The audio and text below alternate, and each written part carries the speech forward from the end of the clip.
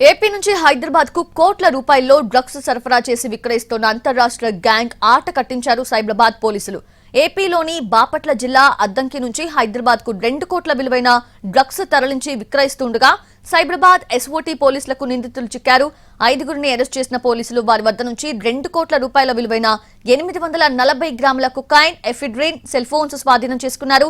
ఈ డ్రగ్స్ దందాను నడిపిస్తుంది కానిస్టేబుల్ అని తెలుసుకున్న పోలీసులు షాక్ అయ్యారు. ప్రెజెంట్ ఏఆర్ కానిస్టేబుల్ పరారీలో ఉన్నాడని పోలీసులు తెలిపారు. మరోవైపు తిరుపతి నుంచి ఈ డ్రగ్ ముఠా దందా ప్రారంభమైందని మేడ్చల్ డీసీపీ కోటిరెడ్డి అన్నారు. AR constable Gunasekhar drugs material supply చేస్తున్నారని చెప్పారు.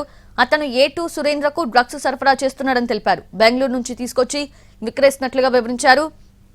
అయితే సురేంద్ర, గుణశేఖర్లు ఇద్దరు స్నేహితులని, ఈజీ మనీకి అలవాటు పడి డ్రగ్స్ దందా చేస్తున్నారన్నారు డీసీపీ. తిరుపతిలో ఒక ఏఆర్ కానిస్టేబుల్గా పనిచేస్తున్నటువంటి గుణశేఖర్ అనే వ్యక్తి గత కొంతకాలంగా ఈ డ్రగ్స్కి సంబంధించినటువంటి మెటీరియల్ సప్లై చేసేటువంటి క్రమంలో ఇందులో A2గా ఉన్నటువంటి ఉన్నం సురేంద్రకి ఇవ్వటం జరుగుతుంది. ఈ ఉన్నం సురేంద్ర ఈ ఎపిసోడ్కి ముందు బెంగళూరులో పోయి ఒక 500 గ్రాముల సేమ్ ఇదే మిక్స్డ్ డ్రగ్ని అక్కడ అమ్మటం జరిగింది.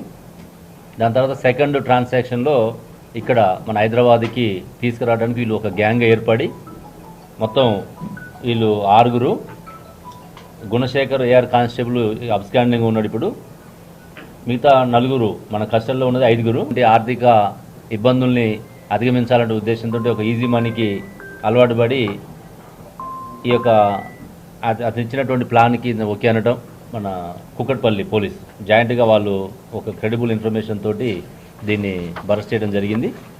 ఇందులో దాదాపు దీని వర్త్ కూడా సుమారు ₹1 కోటి ఉంటుంది.